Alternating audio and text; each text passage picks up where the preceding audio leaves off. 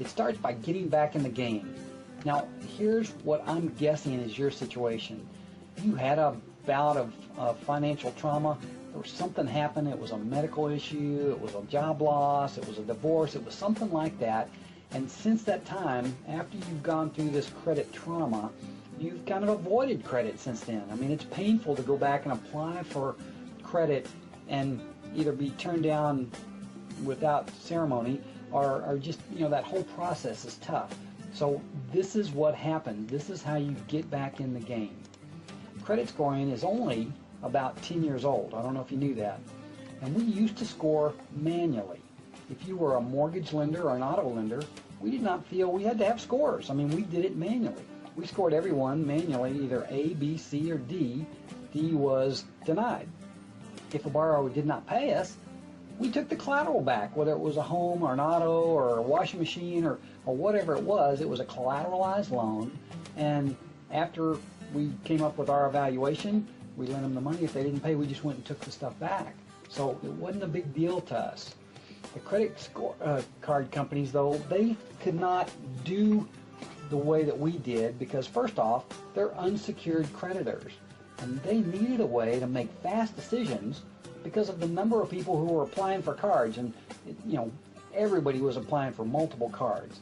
They didn't want to do the scoring manually because it was taking them too slow and they were making bad decisions. So they wanted a way to tell the good payers from the bad payers. That's where the scoring mechanism came up with. Now, what you're looking at now is a chart, and it is heavily slanted towards credit cards. Now, let me explain this a little bit. It makes sense to me that 35% of your credit score is based on your payment history. That makes all the sense in the world. Now, the amounts owed, this is kind of an interesting thing. Amounts owed, it really should say the amounts owed against the limits of your credit cards. It's not really the amounts owed against your mortgage. It's not against how much the car you owned. It's the amounts owed against the limits on your credit cards. And then they also talk about the smaller parts of the length of your credit history. Of course, the longer the file, the better. New credit, they worry about this. And then the types of credit used. And that's a whole different subject. But this is where we're going to focus on right here. Credit card research shows this is what when they were trying to figure out how to make the algorithms work for scoring, this is what they did. They did a research project and they found that before people go into bankruptcy, they charge up their credit cards to the max. Now, I will be the first to tell you that I do not believe that the people that were charging up their credit cards were doing that in an effort to get back at the credit card companies. I honestly believe that they were doing that trying to hold off the bankruptcy or to avoid it completely. And in many cases, they might have got through. In a lot of cases, they didn't. So again, we're back to this. And this is why this algorithm is in effect, is because they want to know how much you owe versus how much your limit is. So here's a result. If you have a revolving credit card and your balance is more than half of your limit, your score will go down. If your balance is less than 30% of the limit, your scores will go up. Now, here's an example. The balance on this credit card is $3,000. The limit is $5,000. They've got a 60% ratio of their balance to their limit. That will cause the scores to go down. Now, on these other ones, they're okay. This is 25%. They owe $1,000 against a $4,000 limit. And so, all in all, this person's credit score would probably be pretty good. It would go up if they paid down this particular one down to about $1,500. Okay, so hopefully that makes real clear sense for you. So here's the deal. You need a credit card, but your credit sucks because the stuff that's been on your credit, the stuff that since you avoided credit, the only thing that's showing up on there is the negative credit.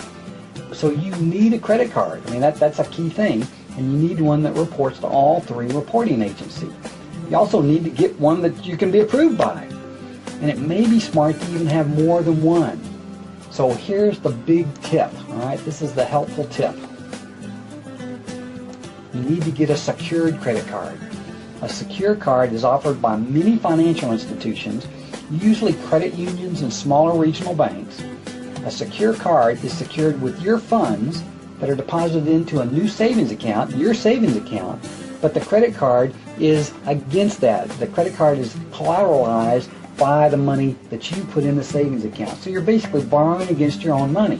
This takes all the risk away from the bank, and that's the reason that they're able to do that. Plus, they charge interest, and of course, they charge fees on those.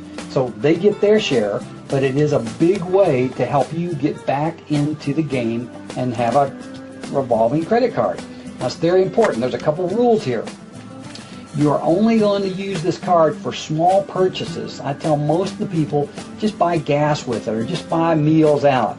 The balance must stay below that 30% of the limit. So let's just say that you put in $500 into the savings account. You get a credit card where the limit is $500 because that's what your savings account balance is. Then you don't want to spend more than about $150 on this card any month. Okay? When the bill comes in, I want you to pay it immediately. Now, I do want you to leave a small balance. Leave a $5, $10, $15, $20 balance on there, because it seems like if you pay it down to zero and the reporting time frame comes in and it says zero, it doesn't help you as much. So keep a small balance on there. Very important. So how long will it take to affect your scores? Well, it could happen very fast. I suggest you give it 60 days because of the cycles of the way credit cards work, and you have to pay them. They want to see a good payment history. They want to see the balance. But if you're within 15 to 30 points from qualifying, you're going to be very pleased if you follow these instructions precisely. So let me summarize this for you. If you have not had any late payments in the last 12 months, if you do not have any judgments or owe the IRS, if you do not owe delinquent student loans or child support, you may be within a couple months of buying the home of your choice at market-based interest rates. Now, this is, I'm telling you, the rent-to-own and the seller financing, some of those deals are good, most are not. This is the way that you should do it, and most likely you're closer than you believe. Okay? Now, this is what I want you to do. If you want to find out if you qualify, I want you to call me at 281-348-9899. Here's my email. Or you can go to my website. You can find me there. And I also want you to watch this video, another video that explains how the credit scores work, and it talks about the balance versus the limit and all that kind of stuff. And that video is going to be at the bottom of this one. So hopefully this was helpful. Hopefully you understand. Obviously, if you don't, I want you to call me. So this is Mike Durr signing out. Thanks a lot. Bye-bye.